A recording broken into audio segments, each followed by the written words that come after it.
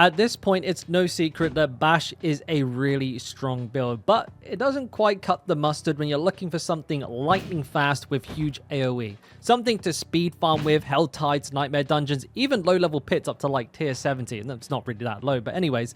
And that's what we're going to be covering in this video. Today, we're going to be showing you the build for the most powerful version of Whirlwind in Season 4. As always, we'll be going through the skills, the gear, and then the Paragon board. If you do find this build useful, if you like it and all that jazz, don't forget to give the video a like and maybe subscribe. Kicking things off, we'll jump into the skills. Now, any of you who have followed a Whirlwind build in the past will probably recognize this because it's a pretty standard setup for Whirlwind from previous seasons. You know, if it ain't broke, don't fix it and all of that jazz. Now, we'll break down what's in here anyways for those of you who don't know. Now, first of all, we do, of course, have to take a basic skill to unlock the next tree here. This actually does confuse quite a few people, so you have to have points in here to move here. It does say 5 on my screen. This is because I have a Harlequin Crest equipped, which gives me +4 ranks to all skills. Just so, you know, if you're wondering why my numbers are super high, that's why. We're going for Violent Whirlwind. We don't need the bleed here, at least on the Uber version, but on the non-Uber version, you will. That will be all in the build planner, which, by the way, will be down in the description below. And moving on, we have Strategic Rallying Cry. This is how we get our Fortify. So it's important that we use this one. I know it's tempting to use this one, but use this one. Then we have our defensive passives. We have Enhanced War Cry for the Berserking, and then we just have 1 point in here to get that up. We have all of the Shout passives to make them as strong as humanly possible. Same with the Berserking passives here, we have those. Really no surprises throughout the board here, nothing too exciting to talk about. As far as the key passive goes, we are using Unconstrained. This is just like hands down still the best for Whirlwind, and it's really nice because it keeps our resource usage down to pretty much a bare minimum. You can spin for practically infinite with this build. Now, moving on to the gear, and what I like to do with this section is actually defer most of the heavy lifting to the build planner. I could go through every affix on every piece of gear, but that would take like 25-30 minutes. If you don't like that idea, you could try the Mobalytics app. We have an in-game map that actually show you all of this information in-game, so no tabbing in and out or any of that bollocks. So I'll leave a link down for that as well next to the build planner in the description. But let's go through all of the uniques and aspects that you are going to need for this build. As far as uniques go, there's only really one that you need, and that's the Magnum Opus. It just scales your damage so much that not having it makes this build a little lackluster just in general. But there are, of course, some nice to haves. There is the Tusk Helm of Uritz, which is a really nice boost to practically everything you want a boost to for this build. Cooldown reduction, damage, and damage reduction. Rage of Harrogath, especially when you're not using Ethereal's Might, is an excellent choice for Helltides and low tier contents. You are a little squishy, but it practically reduces your cooldowns to 0, which makes this a very fun pick to use. And then Tybalt's Will, a nice pick for a pretty juicy damage buff as well. For aspects, we're definitely going to want to run practically every Dust Devil aspect we can get. So this is Dust Devils. We put this on the amulet. We then also have Devilish, which we're going to put on one of our two-handed weapons. And then we're finally going to finish it off with Fierce Winds on one of our other two-handed weapons. And we'll have the tooltips up on screen so you can see what these do. But long story short, you're going to just be pumping out a ton of tornadoes. And these do an incredible amount of damage this season. Now, one important thing to bear in mind when you are doing this is to have the right tempering on your gear. Like I said, we have it in the build planner, but just to make sure I really run this home, what you want on your weapons is you want to have Dust Devil damage on one of the two-handers. You want chance for Dust Devils to cast twice on the other two-hander, and then you want Dust Devil size on the one-hander. And it's really important you have it set up this way so that you're not overcapping on the size of the Dust Devils because it's capped at 100% and you're getting the most bang for your buck from them.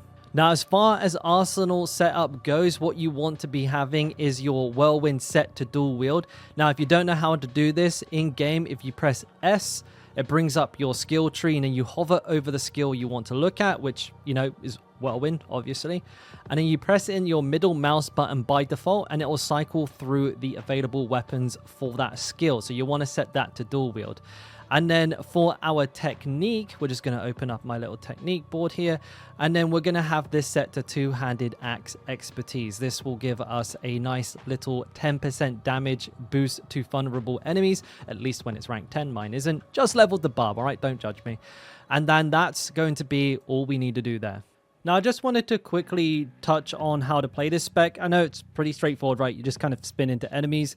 But a couple of things that you can do is stagger your shouts. Don't use them all at once unless you're like in a really, really tough pack of enemies.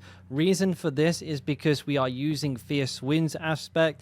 This means that most of our tornadoes come when we use our shouts. So you don't want to kind of dump them all the time just into a random pack of enemies. Try and plan out from what you can see ahead of you when you're going to use your shouts to get the most damage, or the damage where you need it. And don't forget to use your ultimate, I suppose.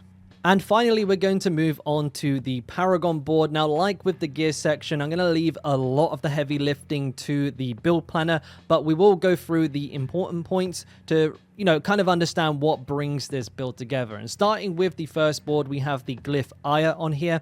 Now, with Whirlwind, we have next to 100% Berserking, so the damage bonus and the damage reduction bonus are really, really nice from this one. But what makes it a really sort of must pick is the legendary Paragon node Blood Rage. Now, the first part, there's a little confusion around this one, so I just want to quickly clarify. The killing a bleeding enemy has a 10% chance to grant Berserking for 5 seconds is separate to the damage increase. It is nice, we do bleed enemies, so we do get value from this, but what's most important about this node is that it takes 10% of our damage while Berserking bonus up to a maximum of 30% and creates a multiplicative damage bucket for it. And what this means is we're getting to double dip on that stat and getting a really healthy damage boost from it. After that, we have the Carnage board here, and this is again a board that you'll see in practically every single build. Very, very powerful build because you can slot something like Ambidextrous in it and get a ton of bonuses, because what it does is it bolsters all of the blue nodes around here, and you can see all of them in that tooltip there. Fantastic pairing to have here, but Ambidextrous, just a nice multiplicative damage boost as well to dual wielding, which we are of course doing.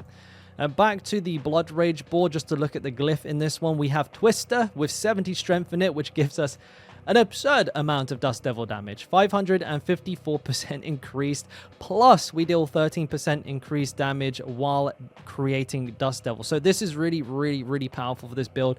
I think it goes without saying, really. The name's on the tin for that one.